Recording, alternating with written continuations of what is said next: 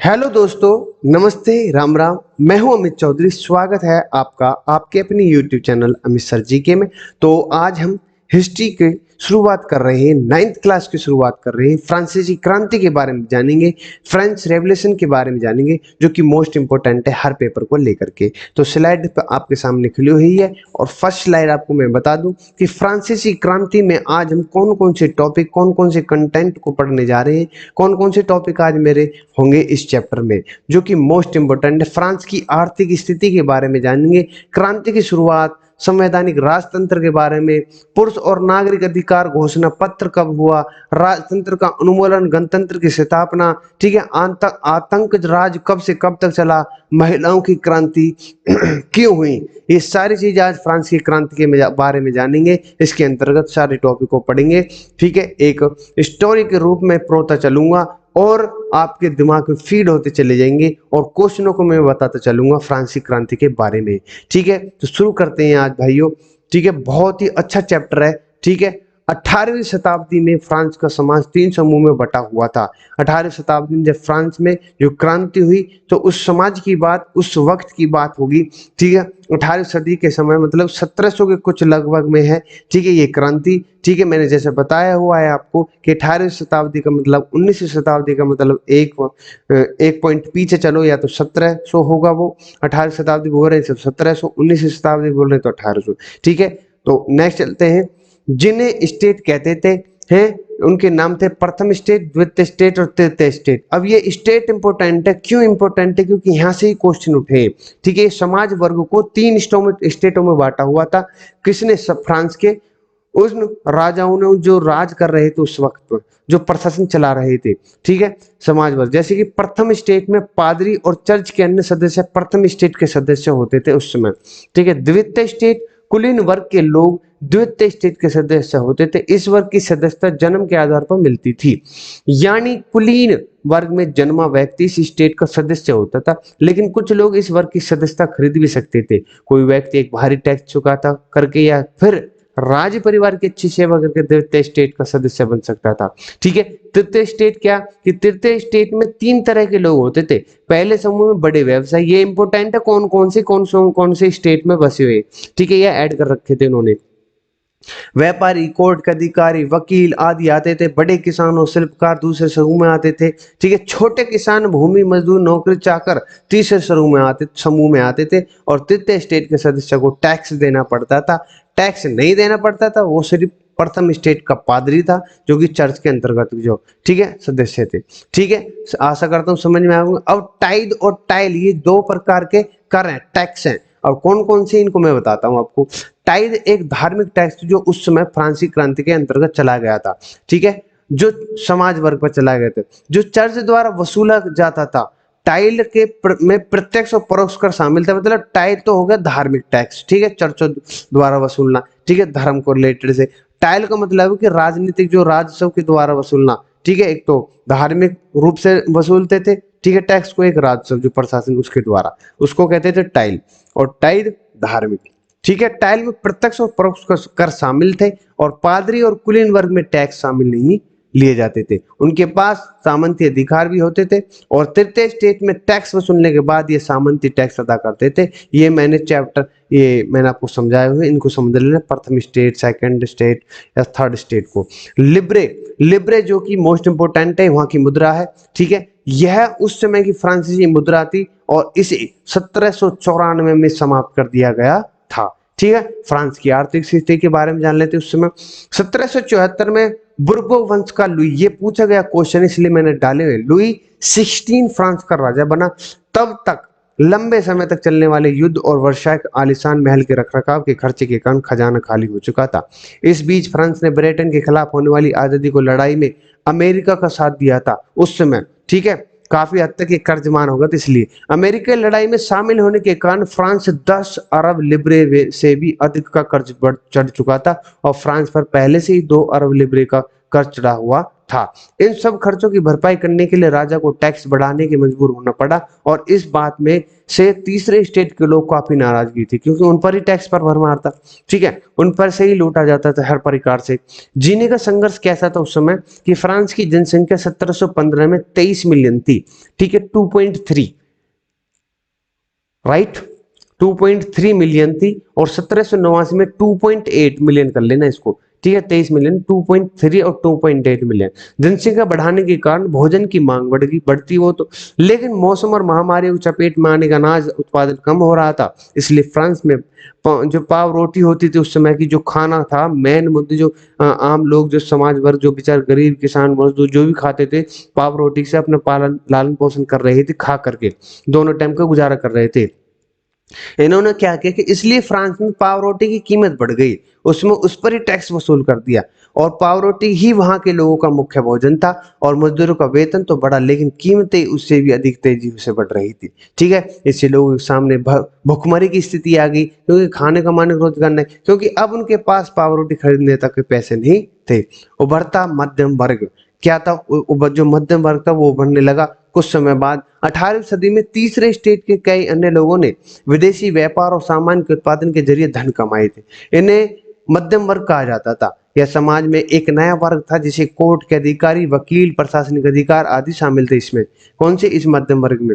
वैसे तो बढ़ते टैक्स और भोजन की कमी के विरोध में किसान और मजदूरों ने कई आंदोलन किए, लेकिन उनके पास सीमित साधन थे और ठोस कार्यक्रम का अभाव था। ठीक है, इसलिए उन आंदोलनों से समाज में कोई बदलाव नहीं आ पाया था। ठीक है, इन्हीं कारणों से। ठीक है, समझ में आ रही है? स्टोरी टाइप में कोई दिक्कत नहीं है, क्या क्या इसी स्टोरी समझ में आनी चाहिए। ठीक है, इसी से क्वेश्चन निकाल के आपके सामने मैंने रख रखे, कम से कम 20 से 25 क्वेश्चन निकाल के लाया हूं मैं। ठीक है, इसलिए अब सामाजिक और आर्थिक ढांचे में बदलाव की जिम्मेदारी मध्यम वर्ग पर आ गई थी और मध्यम वर्ग के लोग भी पीड़ित थे। क्या उन्हें टैक्स देना पड़ता था और पादरी तथा कुलीन वर्ग मांग पूरा करना पड़ता था? मध्यम वर्ग के लोग शिक्षित थे, जैसे मैंने बताया। उनका मानना था कि जन्म के आधार पर कोई भी अधिकार सुविधा बेईमानी थी। उन्हें लगता था कि समाज में किसी भी कोई भी को अपनी प्रतिभा के दम पर एक विशेष स्थान बनाने का अधिकार होना चाहिए। और तत्कालीन दार्शनिक जो कि जॉन लॉक और जॉन रूसो ने एक ऐसे समाज की परिकल्पना को आजादी दी जो समान कानून, समान अवसरों पर आधारित थी। ठीक है, ये स्वतंत्रता जो है ना, यही इसी से ही निकली हुई ओर है, फ्रांसीसी क्रांति से। उस जमाने के अमेरिका के तेरह तेरह उपनिवेशों को इन्हीं सिद्धांतों के ब्रिटेन आजादी मिली थी और जिससे फ्रांस के लोग पूरी तरह से प्रभावित हुए। ठीक है, तत्कालीन दार्शनिक और राजनीतिक चिंतकों के विचार किताबों के माध्यम से लोगों तक पहुंचा रहे थे। उस समय हर जगह के अनपढ़ थे बेचारे, कुछ तो, और हर जगह लोग इन बातों पर चर्चा करते। कुछ लोग किताबों की ओर जोर जोर से बांचते, मतलब कि कुछ अनपढ़ थे तो वो पढ़ और लिख नहीं सकते थे, तो उनको बांचा जाता था, बोल बोल कर बताया जाता था, ताकि अनपढ़ लोग उनमें लिखी बातों को जान और समझ सके। इस बीच लोगों में यह बात फैलने लगी कि लुईस सोल्वे टैक्स बढ़ाना चाहता था। इससे लोगों को गुस्सा बढ़ने लगा और लोग सरकार उसकी नीतियों के विद्रोह में शुरू उठने लगे। ठीक है, उठाने लगे, सुर में, एक सुर में उठने लगे। क्रांति की शुरुआत कैसे हुई ये जान लो। अब फ्रांसीसी क्रांति की बात कर रहा हूं मैं। अब बहुत से समाज वर्ग, मध्य कुलीन वर्ग, अब सब नीचे जो तीसरा स्टेट है वो सभी एक आक्रोश में आ गए। क्यों? उस लुई 16 की वजह से। ठीक है, टैक्स बढ़ाने के प्रस्ताव को पास कराने के लिए लुई 16 ने स्टेट जनरल की असेंबली बुलाई और 5 मई 1789 के दिन कुल 1200 प्रतिनिधि का आलीशान भवन में असेंबली के लिए इकट्ठे। अब मतलब कि 1200 प्रतिनिधि इकट्ठे किए। ठीक है, उस असेंबली में इनमें पहले और दूसरे स्टेट में 300 प्रतिनिधि थे। ठीक है, 600 हो गए। ठीक है, और तीसरे स्टेट में 600 प्रतिनिधि थे। पहले और दूसरे स्टेट के प्रतिनिधि दो कतारों में बैठे थे और उनके पीछे तीसरा स्टेट प्रतिनिधि को खड़ा किया गया था। किसान और मजदूरों को असेंबली में जाने से अनुमति नहीं दी, बताओ। लेकिन उनकी शिकायतों को लेकर 40,000 चिट्ठियां और तीसरे स्टेट के प्रतिनिधि द्वारा लाई गई थी। ये देख लो, तीसरे स्टेट में जो 600 व्यक्ति थे, प्रतिनिधि थे, उनके द्वारा 40,000 चिट्ठियां थी। उस समय के नियम के अनुसार हर स्टेट का एक वोट था, यानी राजा आसानी से बिल पास करा लेता। लेकिन तीसरे स्टेट के प्रतिनिधि को कहना था कि हर प्रतिनिधि का एक वोट हो और फिर वोटिंग कराई जाए। अगर ऐसा होता तो फिर तीसरी जो स्टेट सरकार बदल इसका वो तख्ता पलट देती। लुईस 16 ने इस प्रस्ताव को खारिज कर दिया। देख लो, इसके विरोध में तीसरे स्टेट के प्रतिनिधि उस सभा से बाहर चले गए। ठीक है, ये बहुत चालाक थे, शपथ ले रहा है यहाँ पर। ठीक है, 20 जून को तीसरे स्टेट के प्रतिनिधि वायसराय के एक टेनिस कोर्ट में जमा हुए और अपना एक नेशनल असेंबली की घोषणा कर दी। उन्हें लोगों ने एक कहा कि जब तक कि एक नया संविधान तैयार नहीं होगा वहां से नहीं हटेंगे वो। ठीक है, वो वहीं पर जमा होते रहेंगे। संविधान लिखने पर एक मेर ये इंपॉर्टेंट है, मेराबो और आबे शिए के नेतृत्व में होना था। और मेराबो एक कुलीन परिवार के थे, आबे शिए जो एक पादरी था। ठीक है, लेकिन वे दोनों ही जन्म से के आधार पर मिलने वाले विशेष अधिकारों को खिलाफ थे।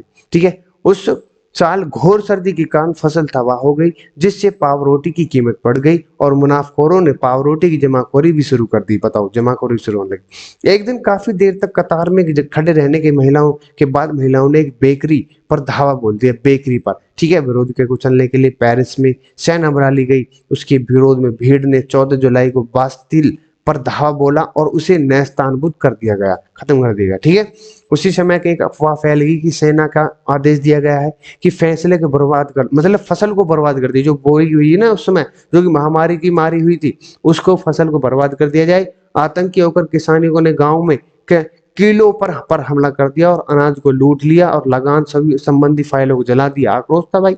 और उस आंदोलन में कई लोगों की मारे गए, मतलब मरते तो सही, जब भैया हो ही इतना आक्रोश रहा जनता के अंदर और उनके अंदर। अपनी जान बचाने के लिए पहले और दूसरी स्टेट के कई लोग पड़ोसी देशों में भाग गए। ठीक है भाई, जब जनता बगावत कर रहा है, जो 1857 क्रांति बताई मैंने। आखिरकार लुईस 16 ने अपनी हार मान ली और नेशनल असेंबली को मान्यता देने की तैयार हो गई। 4 अगस्त 1789 को टैक्स सामंती व्यवस्था को और कुलीन तथा पादरी वर्ग के विशेष अधिकारों को समाप्त कर दिया गया और चर्च की जमीन की जब्त कर लिया गया और इससे सरकार को 2 बिलियन लिबरे की संपत्ति हासिल हुई। कुछ तो टैक्स खत्म हुआ, कुछ तो कर्ज खत्म हुआ, टैक्स नहीं। संवैधानिक राजतंत्र क्या थे कि संविधान का मसौदा 1791 में पूरा हुआ। किसका? इसका, फ्रांस का। अब सत्ता को विधायक, कार्यपालिका, न्यायपालिका के बीच बांट दिया गया। इस तरह से फ्रांस एक संवैधानिक राजतंत्र बना। संविधान के अनुसार नागरिकों के 2 प्रकार थे, सक्रिय और निष्क्रिय। जो लोग कम से कम 3 दिन का वेतन टैक्स के रूप में अदा करते थे उन्हें सक्रिय नागरिक में श्रेणी में डाला गया टैक्स, और जो बाकी निष्क्रिय नागरिक की श्रेणी में रखा गया। 25 वर्ष से अधिक आयु वाले सक्रिय नागरिकों को वोट देने का अधिकार मिला, लेकिन महिलाओं को अभी तक भी इन चीजों से वंचित रहा गया। ठीक है, नीचे पीडीएफ में देख लेना जो मैंने दे रखी है आपको। ठीक है, हाँ। नेक्स्ट है, ये पढ़ लेना, कोई दिक्कत नहीं, उसकी बारे में है कि सक्रिय नागरिकों को निर्वाचकों को चुनाव करना था। उसके बाद निर्वाचकों को अपने जैसे निर्वाचकों से नेशनल असेंबली में न्यायपालिका को चुनाव करना था। राजा और मंत्रियों पर नेशनल असेंबली पर का नियंत्रण था, लेकिन राजा के पास मंत्रियों को चुनने का अधिकार था और वीटो पावर भी थी। ठीक है, जो व्यक्ति उच्च करारदाता की श्रेणी में था वही निर्वाचक और नेशनल असेंबली का सदस्य बन सकता था। बताओ, यहाँ भी फर्क था इस समय। ठीक है, पुरुष और नागरिक का अधिकार घोषणा पत्र, ये इंपॉर्टेंट है। ठीक है, जीवन के अधिकार, अभिव्यक्ति की स्वतंत्रता का अधिकार, समानता का अधिकार आदि की नैसर्गिक और अरणीय अधिकार का दर्जा दिया गया। ये सारी चीज जो अधिकार की बातें हो रही है ना, ये फ्रांसीसी क्रांति से निकले हुए हैं। अब इन अधिकारों की रक्षा का दायित्व राज्य के पास था और उस समय फ्रांस के अधिकार, अधिकतर लोग अशिक्षित थे, इसलिए इन अधिकारों को समझने के लिए प्रतीकों का सहारा, जो फोटो बड़े बड़े फोटो, ताकि अनपढ़ व्यक्ति भी आसानी से समझ सके इन चीजों को। ठीक है, राजतंत्र और उन्मूलन की गणतंत्र की स्थापना। फ्रांस में जो कुछ हो रहा था उसे आसपास के देशों के राजा के डरे हुए थे। लुईस 16 पड़ोसी राज्यों में साठ गांठ कर रहा था ताकि लोगों की दबा सके, अपनी खोई हुई सत्ता वापस पा सके। लेकिन 1772 के अप्रैल महीनों में नेशनल असेंबली ने प्राशिया और ऑस्ट्रेलिया के खिलाफ युद्ध घोषणा कर दी और उस युद्ध में हजारों स्वयंसेवी सेना में भर्ती हो गई। युद्ध के लिए रवाना होते समय रोजेंट दी लाइल द्वारा लिखी कविता मार्शले को गाते थे, जिसका नाम बाद में मार्सिलेंस पड़ गया। ये मोस्ट इंपोर्टेंट है, मार्सिलेंस हो गया। यह गीत आज भी फ्रांस का राष्ट्रीय गाना है। ठीक है, मार्सिलेंस पूछ लेगा क्या है, फ्रांस का राष्ट्रीय गाना है। युद्ध में फ्रांस में भारी नुकसान हुआ, जिसमें लोगों को अनेक कठिनाइयों का सामना करना पड़ा। कई लोगों को लगता था कि 1791 संविधान ने केवल अमीर लोगों की सत्ता दी थी, इसलिए लोग राजनीतिक क्लबों का गठन करने लगे जहां सरकार की नीतियां और एक नई तरह की शासन व्यवस्था की चर्चाएं होती थी। इनमें जैकोबिन क्लब सबसे सफल क्लब था, जिसका नाम सेंट जैकेब का कॉन्वेंट पर पड़ा था। जैकोबिन के नेता का नाम था मैक्समिलियन और रोस्पियर। ठीक है, ये सारी चीजें इंपॉर्टेंट है, पढ़ लेना, पीडीएफ में आपको टेलीग्राम पर दे दूंगा। ठीक है, ये मोस्ट इंपॉर्टेंट है, जो भी चीज मैंने आपको दे रखी है। ठीक है, पढ़ लेना एक बार आप। आतंक राज कैसे हुआ? आतंक राज 1793 से 1794 तक हुआ। मैक्सिमिलियन रोबेस्पियर बड़ा ही कठोर शासक साबित हुआ और वह अपने हर विरोध की मौत की सजा देता था। ये बहुत ही क्रूर इंसान था, चाहे वह उसकी पार्टी का सदस्य हो या ना हो। ठीक है। डॉक्टर गिलोटिन ने सर को धड़ से अलग करने के लिए एक भयानक मशीन, ये डॉक्टर गिलोटिन था ना, इसने एक मशीन बनाई उस समय। ठीक है, एक भयानक मशीन का आविष्कार किया जिसे गिलोटिन नाम से दिया गया। इस मशीन में दो खंभे होते थे और एक बड़ी आरी होती थी जिसमें मौत की सजा होती थी। उसका सिर धड़ से अलग करने के गिलोटिन इस्तेमाल किया जाता था इस मशीन का। ठीक है, रोबेरियर की सरकार ने एक नए नियम बनाए जिसमें अधिकतम वेतन की सीमा तय की गई, चीजों के दाम तय हुए और कई समान राशनिंग की गई। किसानों को अब एक तय कीमत पर शहर में जाकर अनाज बेचना पड़ता और सफेद आटे पर प्रतिबंध लगा गया, जबकि लिए जो सबके लिए समता रोटी खाना अनिवार्य कर दिया गया था। ठीक है, एक समता की रोटी मतलब एक समान। पुरुषों और स्त्रियों परंपरागत संबोधन म्यूअर और मदाम के दिन में स्योतेन या सोताइन शब्द का इस्तेमाल करने पड़ता था। चर्चा को बंद कर, चर्च जो होते ना उस समय ऐसा था कि चर्च को बंद कर दिया गया उस समय। उनकी इमारतों के दफ्तरों और बैरकों को तबादली कर दिया गया। किस समय? जब ये मैक्सिमिलियन रोबेस्पियर था। ठीक है मेरे भाई, मैक्सिमिलियन रॉबेस्पियर के क्रूर नियम के कारण उसके समर्थक भी त्राही त्राही करने लगे। आखिरकार जुलाई 1794 में रॉबेस्पियर को गिलोटिन पर चढ़ा दिया गया। इस तरह से आतंक शासन का अंत हुआ। आखिरकार उसको ही गिलोटिन पर चढ़ा दिया गया। ठीक है, पर क्रूरता इतनी आ गई इसके अंदर। ठीक है, डायरेक्टरी शासित प्रशासन क्या थे कि डायरेक्टरी जो जैकोबिन के पतन के बाद एक नए संविधान को लागू किया और फिर से सत्ता मध्यम वर्ग के हाथों में आ गए और इसे नया संविधान के अनुसार पढ़ा गया। जिसके पास संपत्ति नहीं थी उसको वोट देने का अधिकार नहीं था। देख लो बाहर देशों में भी ऐसा होता था। ठीक है, सरकार चलाने के लिए दो विधायकों का गठन हुआ जिसके सदस्यों को चुनाव होता था। दोनों काउंसिलों को मिलकर 5 सदस्य वाली एक डायरेक्टरी को चुनाव करना था जिसे सरकार चलाने की जिम्मेदारी मिली थी। इस डायरेक्टरी को काउंसिल के बहुमत वोट से हटाया भी जा सकता था। ऐसा इसलिए किया गया ताकि किसी एक व्यक्ति के हाथ में सत्ता न जाए। ये मोस्ट इंपोर्टेंट चीज है, इसलिए मैं आपको बढ़ा रहा हूँ। और डायरेक्टरी काउंसिल के बीच अक्सर टकराव होने से राजनीतिक अस्थिरता आ जाती थी और इसमें नेपोलियन बोनापार्ट नामक मिलिट्री तानाशाही के दरवाजे खुलने लगे थे। 1804 में नेपोलियन फ्रांस का बादशाह बना, ये इंपोर्टेंट है। ठीक है, कब बना, कौन बना, ये नेपोलियन कौन था, अभी मैं बता देता हूं आपको। ठीक है। महिलाओं की क्रांति। क्रांति के बावजूद महिलाओं को वोट देने का अधिकार नहीं मिला। समाज में उनकी स्थिति में कोई बदलाव नहीं हुआ। समाज में अपनी पहचान बनाने के उद्देश्य से महिलाओं के फ्रांस में विभिन्न शहरों में लगभग 60 क्लब की स्थापना की। 60। उनमें से सबसे मशहूर क्लब था कि the society of revolutionary and Republican women. ठीक है, रिपब्लिकन वुमेन महिलाएं पुरुषों के समान राजनीतिक अधिकार की मांग करती थी, लेकिन 1791 के संविधान में उन्हें निष्क्रिय नागरिक की श्रेणी में रखकर उन्हें निराश कर दिया गया। ठीक है, ये इंपॉर्टेंट है कि फ्रांस जैसे देश में बहुत जो कि उस समय क्रूरता का शासन चल रहा था और फिर जो एक अच्छे दौर पर चलते हुए फिर भी इन महिलाओं को, बेचारी महिलाओं को अधिकार नहीं था वोट देने का। ठीक है, अधिकतर महिलाओं को शिक्षा से वंचित रखा था। कुलीन और अमीर घरों की महिलाएं कॉन्वेंट में पढ़ती थी। ये देखो, पढ़ाई के बाद उन्हें परिवार के उनकी शादी करा देते, चाहे उनकी मर्जी हो या न हो। तीसरे स्टेट की महिलाओं को कहीं कड़ी मेहनत करनी पड़ती है घर चलाने के लिए, फल फूल सब्जियां बेचती और कुछ महिलाएं दूसरे घरों में चौका बर्तन करती। इसके अलावा महिलाओं को अपने घर में भोजन पकाना पड़ता और परिवार को देखभाल करनी पड़ती। आतंक के शासन के दौर में महिलाओं के कई क्लब बंद कर दिए गए और कई महिलाओं को जेल में डाल दिया गया। ठीक है, जो कोई बेचारे, ये कौन थी जो जेल में डाला गया? ये तीसरी स्टेट की महिलाएं थी। समय बीतने के बाद क्रांतिकारी सरकारों ने महिलाओं की स्थिति सुधारने के लिए कई कानून बनाए गए, कई सरकारी स्कूल बनाए गए, स्त्री शिक्षा का अनिवार्य किया गया, लड़के की मर्जी के बगैर शादी के प्रतिबंध लगा गए, तलाक की कानूनी दर्जा दिया गया और अब तलाक की अर्जी पुरुष या स्त्री कोई भी लगा सकता था। ठीक है, कोई भी था इस समय। ठीक है, महिलाओं अपनी अर्जी मर्जी के अनुसार किसी पर हुनर के लिए ट्रेनिंग ले सकती थी और लेकिन वोट के अधिकार के लिए महिलाओं के लिए 200 वर्षों तक संघर्ष करना पड़ा। आखिरकार फ्रांस की महिलाओं को 1946 में वोट देने का अधिकार प्राप्त हुआ। ठीक है, ये सारी चीजें इंपॉर्टेंट है। ठीक है, और दास प्रथा का उन्मूलन कैसा था उस समय? दास प्रथा एक बुरी प्रथा थी जिसमें लोगों को उनकी मर्जी के खिलाफ काम करने के बाध्य किया जाता था और उन्हें किसी सामान के रूप में बेचा जाता था, खरीदा जाता था। दासों को व्यापार 17वीं शताब्दी में शुरू हुआ था। फ्रांस के व्यापारी मुख्य रूप से अफ्रीका दास खरीदते थे और दासों को तपते लोहे से दंग कर उन पर मार्क बनाया जाता था। उन्हें जंजीरों से जकड़ा जाता था और फिर जहाजों में ठूस कर अटलांटिक के पार कैरिबियन द्वीपों पर भेजा जाता था। इसी समुद्री में 2 से 3 महीने लगते थे, ठीक है, यात्रा करने में। बताओ दास प्रथा कितनी बुरी प्रथा थी। कैरिबियन द्वीपों पर गन्ने, कॉफी, नील की खेती की जाती थी ताकि यूरोप की मांग को पूरा किया जा सके। बोर्दे और नान्ते जैसे बंदरगाह दास व्यापार के कारण ही फलते फूलते शहर बनाई गई, ठीक है। फ्रांस में दास प्रथा की आलोचना होने लगी, लेकिन दास व्यापार में शामिल व्यवसायों के डर से नेशनल असेंबली इस मामले पर कोई भी कानून लाने से बेचती थी।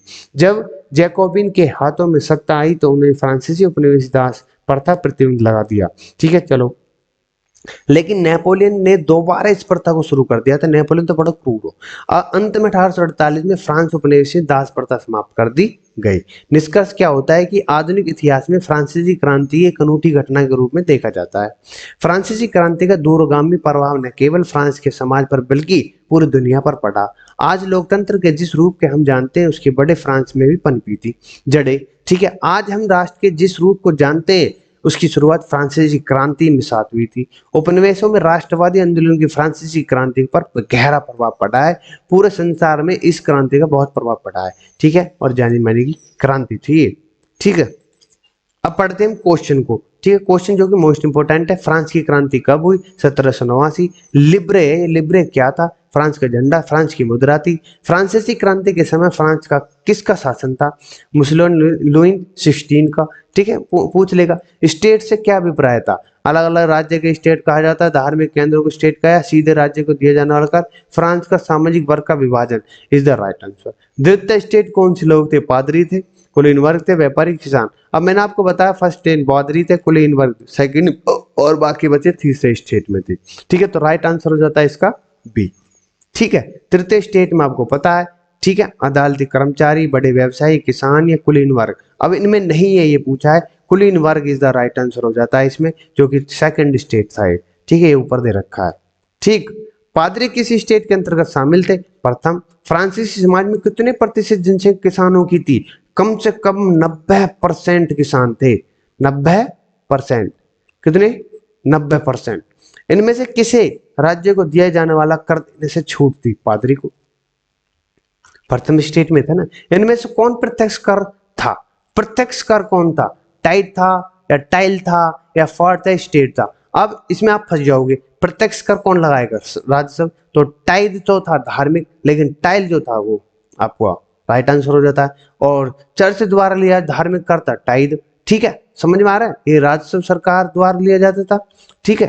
राजस्व जो होता था राजस्व, ठीक है, ये गलत है, ओके। 1789 में जब फ्रांस की क्रांति हुई तो उस समय फ्रांस की जनसंख्या कितनी थी? 1789 में जब क्रांति हुई तो 2.8 हो गई थी, 2.8 करोड़, ठीक है मेरे भाई। लेकिन 1715 में वो 2.3 करोड़ थी, ठीक है, मैंने बताया आपको। स्टेट के आह्वान की तृतीय स्टेट नेशनल असेंबली का गठन कब किया गया? 1789, 91, 92 या 1804? ए इज द राइट आंसर। सम्राट की शक्तियों पर अंकुश लगाने और सभी मनुष्यों को मूलभूत अधिकार प्राप्त करने के लिए फ्रांस में संविधान कब बना?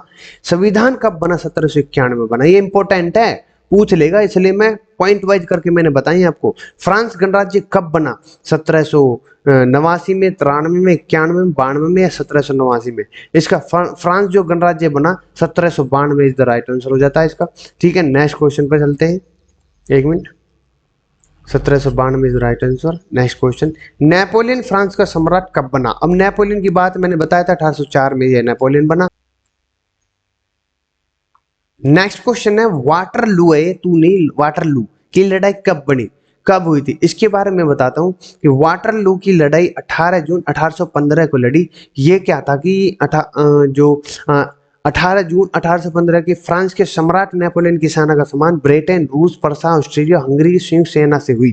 अनंत नेपोलियन की हार हुई। मतलब मैंने बताया ना, इन सबको इकट्ठा करके नेपोलियन का हराना चाहते थे इकट्ठा मिलकर के, तो इसकी हार हुई थी, नेपोलियन की हार हुई, उसी की वाटरलू कहा गया है, ठीक है। वाटर टू नहीं है, ये आपके सामने जो मैंने दिखा रखी है, 1 मिनट रुके, ये ठीक है, तो ये वाटरलू कर लेना।